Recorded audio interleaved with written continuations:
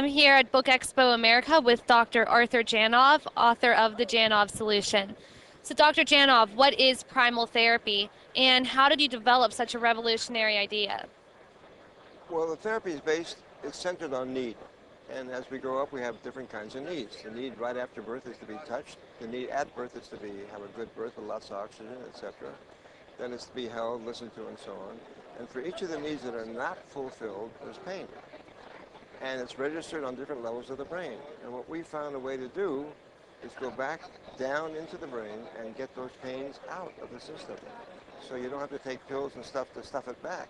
What we do is get little by little, take the pains out of the system that are based on not fulfilled need. So that's basically what primal therapy is about. So, do you think if more people understood primal therapy, that depression would be eradicated? I don't know about eradicated, but it would certainly make a major dent because, we treat many depressants.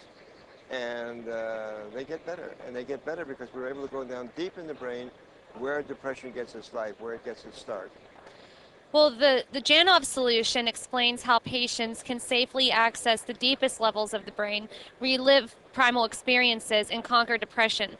Does a patient have to be open to receiving these experiences in order for it to happen, or does it happen involuntarily when you practice primal therapy? It happens involuntarily, actually. And little by little, as we go through therapy, they become more and more open, which means they have more and more access to their feeling centers in the brain, which are low.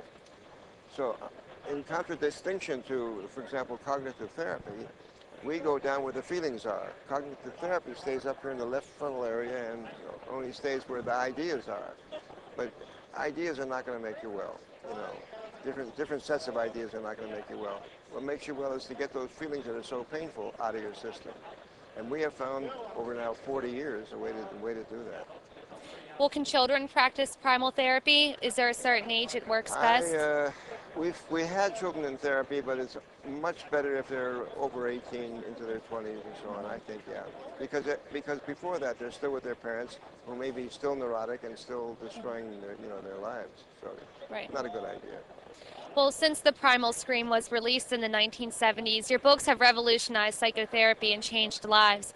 Have you gotten used to people telling you that your books have changed their lives? Every day, in fact, in the last 2 days, we've gotten incredible letters just saying it has changed their lives, and it's true. It really is true. And I never get tired of that. I mean, that's why I did it. It's to save lives and change lives and take pain out of their systems, and they're very grateful, and I'm happy to do it. It's wonderful. And by now we have what I think is a precise mathematical therapy that allows us to go straight for the pain and know how to do it and know how to reach down in the brain and do it safely. Because in the old days, Freud said you shouldn't tamper with the unconscious because they'll go crazy. But we found out that's just not true. You can go down way down deep in the unconscious if you know what you're doing, if you do it slowly and scientifically. Well, thank you for the interview. Enjoy the Book Expo. You're welcome.